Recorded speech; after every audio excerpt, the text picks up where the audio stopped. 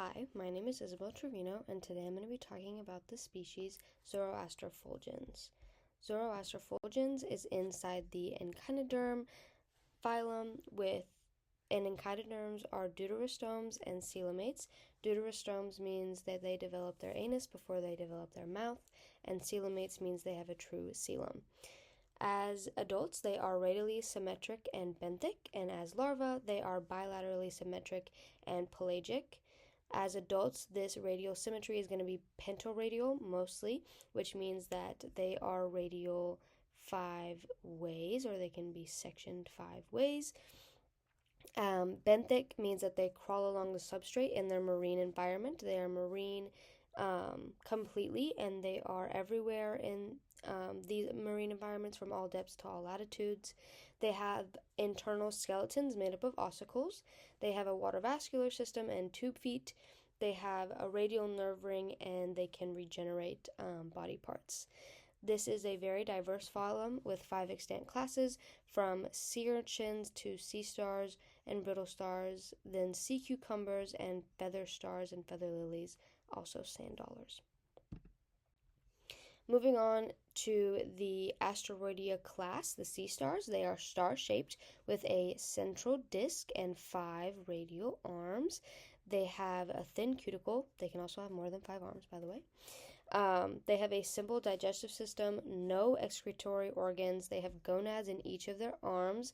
These gonads are used to sexually reproduce, but they can also asexually reproduce via regeneration or budding or other ways. They have no circulatory system. Instead, they use that water vascular system for circulation, respiration, and locomotion. They have ocelli, or really simple eyes, at the end of each arm. Their larvae are bipennary and brachiolaria. Those are 2 stages.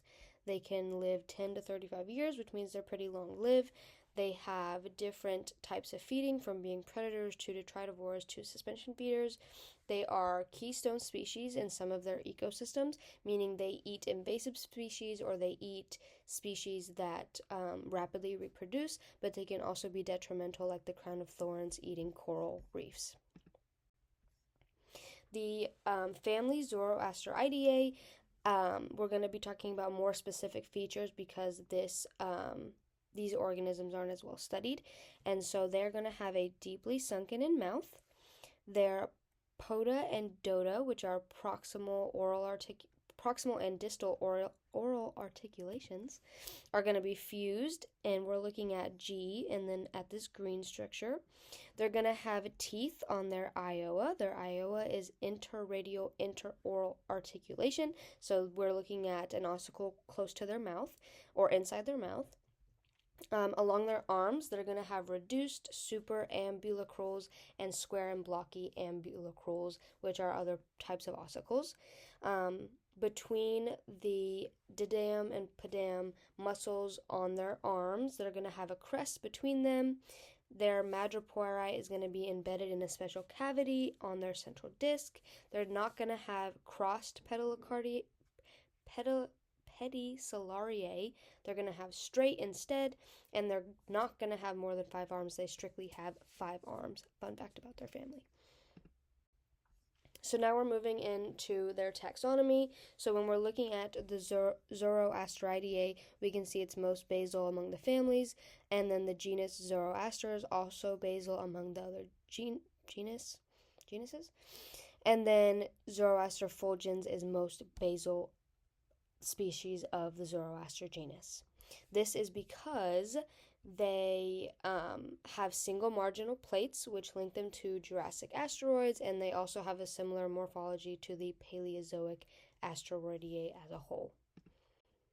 When we're looking at the habitat of Zoroaster Fulgens, we can find them in the Atlantic, Pacific, and the Indian Oceans at bathyl to abyssal levels, which basically means deep sea. They have been found in large densities at certain spots in the ocean, which means that they could be a keystone species, like we talked about some sea stars are. Physiology, so they have that central disc with 5 radial arms. The Zoroaster Fulgens uniquely has a small disc with that deeply sunken mouth on the oral side. They have their calcified skeleton made up of ossicles.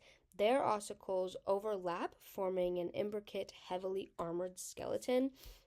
So they're really strong, which makes sense because they're found in the bottom of the ocean. Closer to their mouth, they're going to have 4 rows of tube feet, and then as you go distally to the ends of their arms, they're going to have only 2 rows. Looking at their ossicles more closely, when we look at their growth from juveniles to adults, their ossicles change, which, fun fact, also makes sea stars really hard to identify because they look different as juveniles than they do as adults. But Zoroaster Fulgens, they have a central plate in orange, then they have their radial plates in purple, their interradial plates in blue, and in their interradial plates is that secret little notch for the madreporite, which is the red spot here. Their green plates are the terminal plates, which are robust at first, but then they gradually are lost. The arms ossicles are 6 different overlapping ossicles, and fun fact, they only have 1 set of marginal ossicles, which is going to set them apart from other Zoroasters. These ossicles have spines and other faucets to help them fit against each other for that strong skeleton and for protection. On their oral side, the pedicellariae, once again, are straight. They are also duck-billed, and they help them grasp, possibly for feeding, but because they're straight, we're not really sure. They also have large ioa, which is where the teeth are found once again. Their sensory system's not studied at all, so I just took what we know about starfish, which is the fact that they have a dispersed nervous system with that that nerve ring in their disc area, and their nerves are spread radially along their arms. And then some starfish have eyes at the end of each arm, but since Zoroaster Fulgens are in the bottom of the ocean, they probably don't have eyes, or it's very reduced. However, their tube feet can be sensors along the substrate, sensing can have chemoreceptors or mechanoreceptors, so they know where they're going or they know where to find prey. So this is that nerve ring with radial nerves, and this red eye spot is how some starfish eyes appear. Once again, we're going to be talking about those tube feet. This is how the Zoroaster Fulgens gets around, their locomotion. That those tube feet secrete chemicals that help it adhere to the substrate, and also the madreporite is going to draw in water, send it through the canals along the radial arms, and it's going to push out water at the same time, so the suction effect can move the tube feet along, which essentially moves the starfish along. Feeding, very unknown, but a paper heavily studied it, so we know that they have that extracorporeal digestion, where the stomach exits the mouth on the ventral side, on the underneath side. It engulfs prey, begins digestion, and then slowly the stomach re-enters the body via the mouth. However, what are they eating and how are they eating it? Their biomarkers resemble suspension feeders, but they don't have the correct arm morphology to be suspension feeders. They could be predators on specifically copepods because of their phytodetrital carbons in their biomarkers. They could also be infaunal predators, which makes them more broad predators based on the fact that they had mollusks inside their stomach. They can also possibly use the mucus coating that's often found on them when they're fished up from the sea. That's how they could be catching their prey. They could be using that pedicellariae on their ventral surface, but once again, they're straight with deeply forked they look like this, and they're deeply forked, but because they're straight, they're probably not being used to catch prey, but they can also be scavengers because they're often found where carcasses rest on the ocean floor. Their reproduction and development, it's direct development. They're gonochoristic broadcast spawners, which means they're specifically male and female of them. And then that broadcast spawning can be seasonal, so reproduction seasonality. And then they have those gonads at the base of each arm. They can regenerate these arms, and that regeneration looks very similar to development, with the same ossicles growing, with the ossicles growing the same way.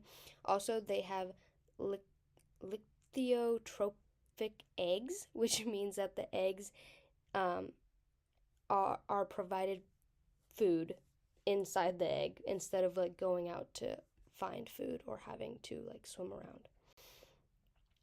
The Zoroaster Fulgens is actually going through speciation, or has gone through speciation, because it has been found in 3 morphological phenotypes, and these phenotypes are reproductively isolated and are found at different depths. So the robust armed is the most shallow, and genetically it is a distinctly different species, but has yet to taxonomically be shown that way. The long arm and slender arm are closely related, but once again found at different depths, and as you can see, they appear different, so they might be going through speciation. Also, the diet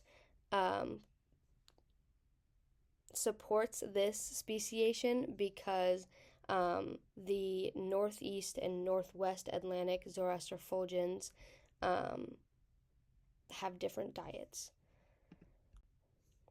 The evolution fossil-wise is we found an Eocene Zoroaster Fulgens, but it has characters that aren't completely identical to what's living today. So this could be because Eocene Zoroaster Fulgens lived in shallow water, but as we progressed, it is now in the abyssal zones. So it could have migrated and adapted, which can explain all the different physiological properties between the two. And also the Eocene fossil is closely identical to the robust morphotype, so that robust morphotype might be a distinct species all on its own. Thank you.